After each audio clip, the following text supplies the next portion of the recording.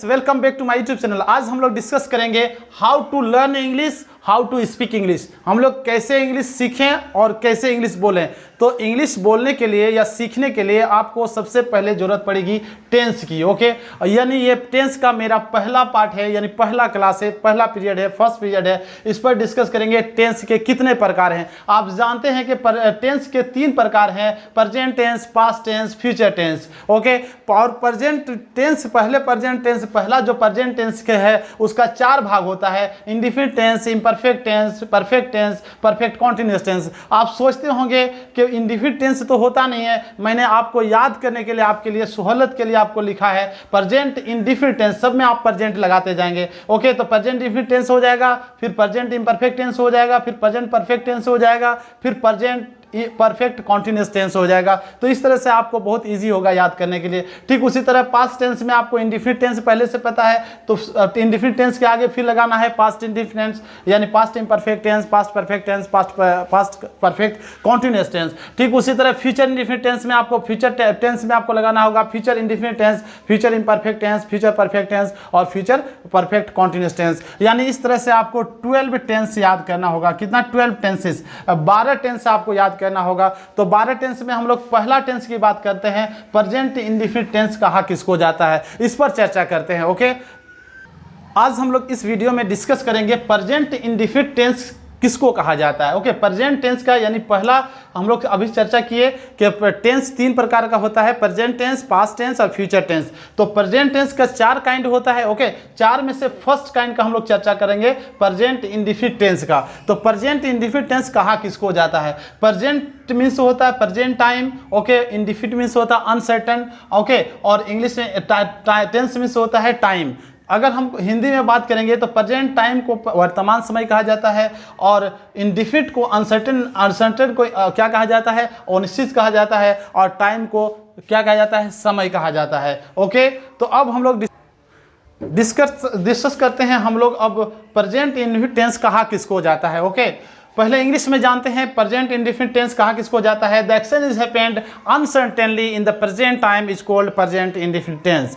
जब काम, कोई भी काम जब प्रेजेंट टेंस में होता है और वो क्या होता है? अनिश्चित होता है, तो उसको हम क्या कहते हैं? प्रेजेंट इंडिफिनिट टेंस कहते हैं। अगर एक्शन अगर अनिश्चित होता है, जैसे अगर मैं बात करूं, मैं फुटबॉल खेलता हूं, मैं फुटबॉल खेलता हूं, मैं फुटबॉल खेलता हूं। ओके, मैं फुटबॉल खेलता हूं, जब गौर से देखेंगे तो इसमें एक्शन जो है, खेलना जो है, ये एक्शन वर्ड है। खेलने का कब खेलता है, ओके, या किस समय खेलता है, ये जो है क्या, ये डिफिनिट नहीं है, ये अनडिफिनिट है, अनसर्टेन है। ओके, इनडिफिनिट है, अनसर्टेन है, यानी अनिश्चित है। तो हम इसको क्या कहेंगे? इसको इनडिफिनिट कहेंगे। ओके, नेक्स्ट पॉइंट को देखेंगे। नेक्स्ट पॉइंट को हम लोग इसी घर में रहते हैं, इसी घर में रहते हैं। अगर हमको इस तरह का सेंटेंस बोलना है, हम लोग इसी घर में रहते हैं। ओके, तो रहने का जो है, रहने का कब रहता है ये निश्चित नहीं है, किस समय रहता है ये निश्चित नहीं है। ये एक्शन वर्ड जो है, रहने का काम कब होता है ये चर्चा नहीं है, किसी को बता रहा है कि हम लोग इसी घर में रहते हैं। ओके, तीसरा देखिए, वह शाम में पढ़ती है, वो पढ़ती है। ओके, वह एक किताब पढ़ती है, वो एक किताब पढ़ती है। तो इसको हम कैसे बनाएंगे? ओके, इसको बनाने के लिए स्ट्रक्चर हैं। ओके, हम लोग स्ट्रक्चर जानेंगे। स्ट्रक्चर होता क्या है? स्ट्रक्चर जो है, इसके जो है प्रेजेंट इंडिफिनिट टेंस के 6 स्ट्रक्चर हम आपको बताएंगे। तो फर्स्ट स्ट्रक्चर जो है, फर्स्ट जो होता है एफर्मेटिव सेंटेंस फॉर्म में कहा जाता है। क्या कहा जाता है? Affirmative sentence form. ओके, ऐसा एफर्मेटिव सेंटेंस फॉर्म में, और इसका स्ट्रक्चर होता है सब्जेक्ट प्लस V1 या V5 प्लस ऑब्जेक्ट। ओके, यानी आपको इसमें आपको देखने को मिलेगा सब्जेक्ट दिखेगा, ऑब्जेक्ट दिखेगा और वर्ब दिखेगा। आप सोचते होंगे कि सब्जेक्ट किसको कहा जाता है? सब्जेक्ट कहा जाता है डू मीन्स करना, डूअर, काम करने वाला को सब्जेक्ट कहा जाता है। और वर्ब कहा जाता है काम करने वाला, जो काम करता है उसको वर्ब कहा जाता है। समझने के लिए हम डिफिनीशन पर नहीं जाएंगे, हम किसी परिभाषा पर नहीं जाएंगे, क्योंकि परिभाषा से हम सीख नहीं सकते, समझ नहीं सकते। समझो ऐसा जो दूसरे को समझा सको। Okay, okay. समझना है हमको, क्या समझना है, सब्जेक्ट किसको कहा जाता है, काम करने वाले को। जब गौर से फर्स्ट सेंटेंस को देखेंगे, मैं फुटबॉल खेलता हूं, तो काम करने वाला जो फुटबॉल खेलने का काम करता है, कौन कर रहा है, वो मैं कर रहा है, तो मैं सब्जेक्ट हुआ, ओके। और वर्ब कहा जाता है काम करने वाला जो काम करता है, तो काम करने वाला जो क्या काम करता है, खेलने का काम करता है, तो ये हमारा क्या हो जाएगा, वर्ब हो जाएगा। यहाँ आपको सब्जेक्ट पता चल गया,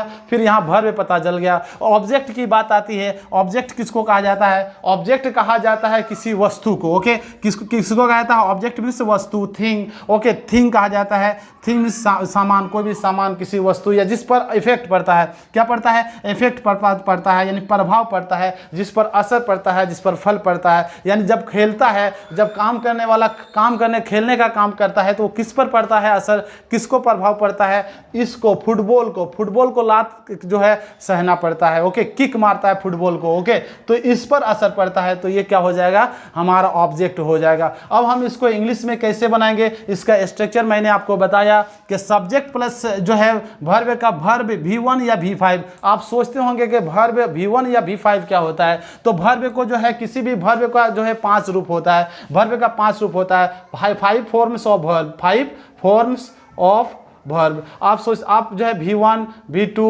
V3 और V4, ओके, और V5 आप याद रख सकते हैं, V5। तो वर्ब का पहला रूप आप जैसे अगर हम लिखते हैं, मान लो प्ले है, तो प्ले मीन्स खेलना होता है, तो दूसरा रूप इसका होता है प्लेड, ओके। हमको इस सब्जेक्ट में, हम इस जो है वीडियो में अगर हम लोग चर्चा कर रहे हैं प्रेजेंट डिफिनिट टेंस की, तो हम लोग सिर्फ 2 ही वर्ब के बारे में चर्चा करेंगे, V1 और V5, क्योंकि हमारा जो है V1 और V5 की जो है चर्चा करते हैं, सीखना चाह रहे हैं हम लोग, सीखेंगे कि V1 और V5 होता क्या है, तो हम V2 और V3 और V4 को भूल जाते हैं, ओके। नहीं तो हमारे दिमाग में सिर्फ यही रहेगा कि ये V1 या V2 या V5 होता क्या है। तो V1 का चर्चा करेंगे और V5 का चर्चा करेंगे।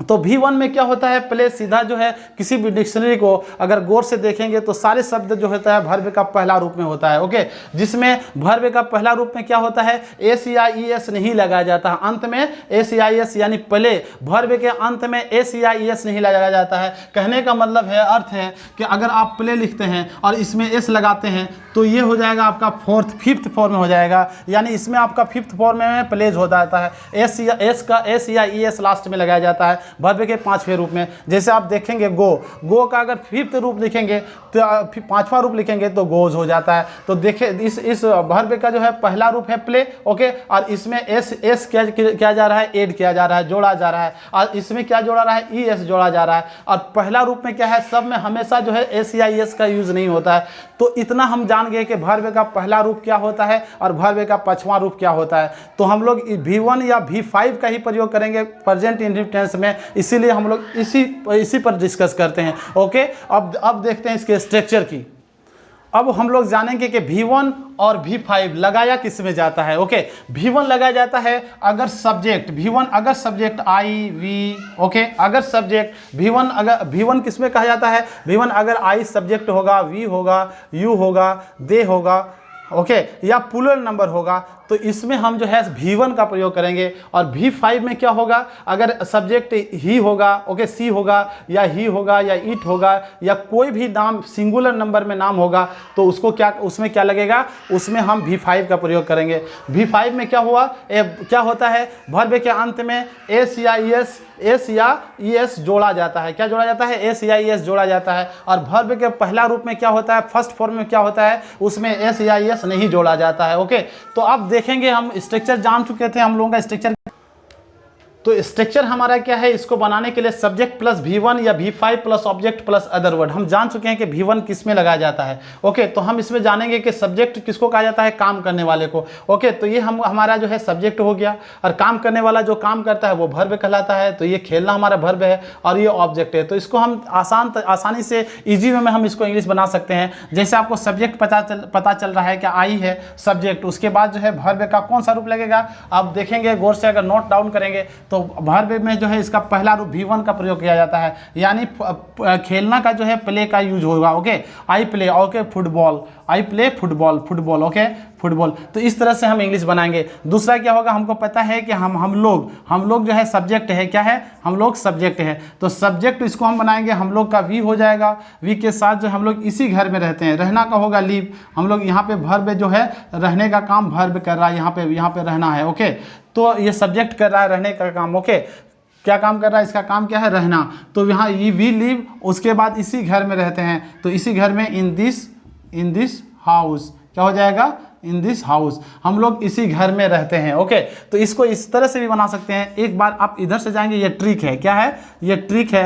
आप एक बार इधर से जाएंगे, उसके बाद इधर से आएंगे। ओके, इसी घर में, तो इन दिस हाउस, इस तरह से बना सकते हैं। अगर आपको पता नहीं है, आप समझ नहीं पा रहे हैं कि सब्जेक्ट वर्ब ऑब्जेक्ट किसको कहा जाता है, तो पहला जो होगा हमारा सब्जेक्ट ही होता है अधिकतर, तो आप इधर से यूज़ करेंगे और फिर उधर से चलेंगे। तो रहना का इंग्लिश लगाएंगे, देखिए यहाँ पे रहना लिखा है, उसके बाद इसी घर में, यहाँ से हो जाएगा इन दिस हाउस। तो इस तरह से आप बना सकते हैं। अब थर्ड को देखेंगे, अब थर्ड कैसे बनेगा, तो वह एक किताब पढ़ती है, वह जो है यहाँ सब्जेक्ट है, तो उसका इंग्लिश होता है सी हो गया सी। उसके बाद देखने इसमें जो है सी क्या करती है, पढ़ने का काम करती है। तो पढ़ना क्या हो गया, पढ़ना वर्ब है, तो रीड हो गया, रीड। अब देखेंगे कि सी थर्ड फॉर्म है, थर्ड पर्सन है, क्या है, सॉरी थर्ड पर्सन है, और इसमें एस या ई एस, ये जो फाइव जो है, फाइव फॉर्म का वर्ब का पांचवा रूप लगाया जाता है, जिसमें वर्ब के अंत में एस या एस लगाया जाता है। यानी पढ़ना जो है रीड है, तो इसके अंत में एस लगेगा। ओके, तो क्या लगाएंगे, सी रीड्स। ओके, और एक किताब पढ़ती है, एक बुक पर जो है असर पड़ता है, एक थिंग का नाम है बुक, तो ये क्या हो जाएगा, सी रीड्स ए बुक। अब देखिए वह एक किताब पढ़ती है, हो गया हमारा ये। अब इसको अगर फोर्थ नंबर को देखेंगे, रोहन तुमसे दिलो जान से प्यार करता है, तुमसे दिलो जान से प्यार करता है, तो आपको यहाँ पता चल रहा है ये सब्जेक्ट है, ये सब्जेक्ट है, और प्यार करना ये वर्ब है। ओके, इधर से आएंगे। ओके, और दिलो जान से जो है ये इधर से आएंगे, और इस तरह से हम लोग इंग्लिश बनाएंगे। ओके, तो क्या होगा कि ये आप जो है ये ऑब्जेक्ट हो गया। ओके, ऑब्जेक्ट ये हो गया, और ये अदर वर्ड हो गया, क्या हो गया, अदर वर्ड। तो इस तरह से हम जो है बनाएंगे, क्या बनाएंगे, रोहन। ओके, उसके बाद प्यार करना, तो लव हो गया। हम बताए थे सिंगुलर नाम होगा, अगर किसी नाम को सिंगुलर नाम होगा तो एस या एस लगेगा, यानी वर्ब का पहला रूप लगेगा, पहला नहीं पांचवा रूप लगेगा, जिसके वर्ब के अंत में एस या एस लगता है। तो रोहन लव्स, उसके बाद क्या हो जाएगा, ऑब्जेक्ट है, किस पर असर पड़ रहा है, किसको क्या प्यार करती है, वो करती है यू को, तो यहाँ पे यू हो जाएगा। और दिलो जान से हो गया with body and soul, with body and soul, SOUL। Soul means होता है आत्मा, जिसको स्पिरिट कहा जाता है। ओके, दिलो जान से प्यार करती है, तो क्या करता है, तो Rohan loves you with body and soul. Okay, तो इसमें जो है आप गौर से जब देखेंगे तो आपको पता चलेगा कि मैं सब्जेक्ट है, और उसके बाद ये ऑब्जेक्ट है फुटबॉल, और खेलना एक वर्ब है। इसमें सिंगल वर्ब की चर्चा की गई है। ओके, अब हम लोग बात करते हैं ऐसा सेंटेंस जिसमें दो वर्ब होता है। गौर से देखेंगे, मैं तुमसे मिलना चाहता हूं। देखिए यहाँ पे चाहना एक वर्ब है और मिलना एक वर्ब है, दो वर्ब देखने को मिल रहा है, और आपको पहले से पता है ये सब्जेक्ट है, और यहाँ ये क्या है, ऑब्जेक्ट है। ओके, तो ऐसा सेंटेंस जिसमें एक सब्जेक्ट दो वर्ब हो, तो उसको हम कैसे बनाएंगे, बहुत आसान है। कैसे बनाएंगे, हमको स्ट्रक्चर पहले से पता है। सब्जेक्ट, तो सब्जेक्ट क्या है, आई है। ओके, आई, उसके बाद जो है इसमें वर्ब जो है लास्ट वाला, जिसको कहते हैं चाहना, तो वो है पहले, ये लास्ट वाला लगेगा, वांट लगा। उसके बाद मिलना, वर्ब का, दोनों वर्ब का पहले काम करेंगे। मिलना का क्या होगा, सी। ओके, सी या मीट। ओके, अब जो है ये तुमसे, ऑब्जेक्ट क्या बच गया, तुमसे बच गया, तो तुमसे का यू। अब दो वर्ब है, दोनों वर्ब के बीच में हम टू लगा देंगे, तो क्या बन जाएगा, I want to see you, मैं तुमसे मिलना चाहता हूं। बहुत आसान है, बहुत ईजी है। अगर इस तरह से अगर आप समझ नहीं पा रहे हैं कि वर्ब कौन है, सब्जेक्ट कौन है, या ऑब्जेक्ट कौन है, तो आप इधर से चल सकते हैं। एक इधर से जाएंगे तो आपका ये आएगा आई, उसके बाद इधर से चलेंगे, फिर इधर से चलेंगे, तो क्या हो गया, देखिए चाहना, फिर मिलना, प्लस उसके बाद तुमसे। तो बहुत इजी है, इस तरह से भी सीख सकते हैं। ओके, अब देखिए इसमें देखिए दूसरा नंबर को, सेकंड नंबर को देखेंगे, वो तुम बहुत सारा पैसा कमाना चाहता है। तो इसमें कितना है, इसमें भी दो वर्ब है। कौन सा, एक कमाना और एक चाहना, जिसके अंत में ना रहता है और वो एक्शन वर्ड है, तो उसको हम क्या कहेंगे, उसको कहेंगे हम वर्ब कहेंगे। जैसे कमाना, चाहना, हंसना, खेलना, कूदना, बैठना, है ना, जाना, रहना, ये सब क्या है, जिसके अंत में ना आ रहा है, एक्शन वर्ड है। अब काना, नाना नहीं बोलिएगा, क्योंकि इसमें एक्शन नहीं लग रहा है, एक्शन वर्ड नहीं है। ओके, तो एक्शन वर्ड जिसमें रहता है उसको उसको क्या कहेंगे हम, एक्शन रहता है उसको हम वर्ब कहेंगे। तो इसमें दो वर्ब आपको देखने को मिल रहा है। क्या है, एक पहला है चाहना और दूसरा है कमाना। ओके, तो ये वर्ब है, आप समझ गए। अब ये जो है क्या है, तो ये सब्जेक्ट है, ही क्या है, सब्जेक्ट है, और बहुत सारा क्या हो गया, ये ऑब्जेक्ट हो गया। तो इस तरह से हम बनाएंगे इंग्लिश में। वह क्या हो गया, वह कमाना चाहता है ही, उसके बाद चाहना हो गया, वर्ब का काम करेंगे वांट, उसके बाद जो है क्या हो गया, कमाना, अर्न मीन्स कमाना होता है। तो दोनों वर्ब के बीच में हम टू लगा देंगे। और चूंकि ये थर्ड फॉर्म में है, इसका ही के साथ एस लगता है, तो आप जो है पहले वाला फॉर्म में लगाएंगे, पहले वाला वर्ब में V5 लगाएंगे, V5 का यानी वर्ब के अंत में एस या एस लगाएंगे। आप ऐसा नहीं कीजिएगा कि इसमें भी आप एस या एस लगा देंगे। जो सब्जेक्ट के बाद जो वर्ब होगा उसी में एस या एस यानी वर्ब का पांचवां रूप का प्रयोग करेंगे। और बहुत सारा रुपया का क्या हो गया, बहुत सारा पैसा, a lot of money, a lot of money. ये इस तरह से आप बड़ा सेंटेंस बनाना सीख जाएंगे। अब देखिए, मैं तुमसे शादी करना चाहता हूं, तो इसमें भी देखिए यहाँ सब्जेक्ट है, उसके बाद चाहना और शादी करना, दो वर्ब दिख रहा है, उसके बाद ऑब्जेक्ट है। तो आप इधर से भी चल सकते हैं, इस तरह से चल सकते हैं। ओके, इस तरह चलेंगे, पहला वाला इस तरह चलेंगे। तो क्या होगा, पहला हो गया आई, उसके बाद चाहना, ओके, चाहना का वांट, ओके, और शादी करने का मैरी, MARRY, मैरी, और दोनों वर्ब के बीच में टू। आप जान रहे हैं इसके आई के साथ वर्ब का पहला रूप का यूज होता है, वर्ब V1 का यूज होता है। तो क्या हो जाएगा, आई वांट टू मैरी, और तुमसे तो यू हो गया, I want to marry you, मैं तुमसे शादी करना चाहता हूँ। अब गौर से देखेंगे, फोर्थ को देखेंगे। राज सर आप लोगों को अंग्रेजी सिखाने की कोशिश करना चाहते हैं, तो इसको गौर से देखेंगे तो राज सर ये सब्जेक्ट दिख रहा है, ये सब्जेक्ट है, क्या कि सिखाने का काम कौन कर रहे हैं, राज सर कर रहे हैं। तो ये सब्जेक्ट हो गया। काम करने वाला को क्या कहा जाता है, काम करने वाला को सब्जेक्ट कहा जाता है। तो सिखाने का काम, आपको अंग्रेजी सिखाने का काम कौन करेंगे, राज सर करते हैं, राज सर करेंगे। तो राज सर हो गया, आपका सब्जेक्ट हो गया। अब इसमें वर्ब देखेंगे, इसमें वर्ब लंबा सेंटेंस है, थोड़ा लॉन्ग सेंटेंस है। वर्ब है 3 है, चाहना, कोशिश करना, सिखाना, तीनों के अंत में ना आता है। ओके, और एक्शन वर्ड है, तो ये वर्ब। ओके, और फिर अंग्रेजी। ओके, यहाँ पे अंग्रेजी आ गया। तो इसी तरह से आएंगे, इसी तरह से भी आप आ सकते हैं। तो हम इसको कैसे बनाएंगे, राज सर ये सब्जेक्ट हो गया, राज सर। ओके, उसके बाद ये चाहना का हो गया वांट, ओके, वांट हो गया। उसके बाद ट्राई, कोशिश करना का क्या हो गया, ट्राई। उसके बाद सिखाने का क्या हो गया, सिखाने का टीच। ओके, तो ये दोनों वर्ब दिख रहा है, इसके बीच में टू लगाएंगे, और ये दोनों वर्ब के बीच में क्या लगाएंगे, टू लगाएंगे।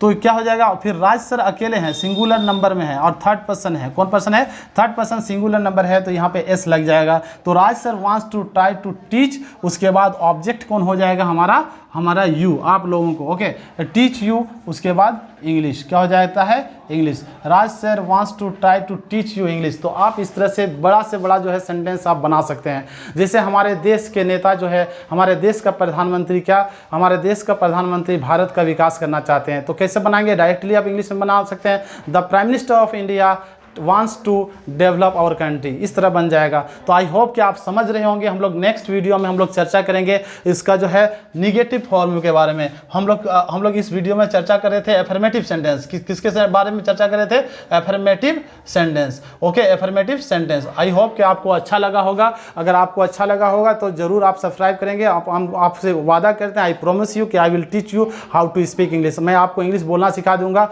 आप देखते रहिए। ओके, ये पहला क्लास है मेरा, पार्ट 1 है टेंस का। ओके, अगर अभी तक मेरे आपने अगर मेरे चैनल को सब्सक्राइब नहीं किया है तो सब्सक्राइब कर लीजिए, दोस्तों को शेयर कीजिए, और आने वाले वीडियो का इंतजार कीजिए। Thank you, have a nice day.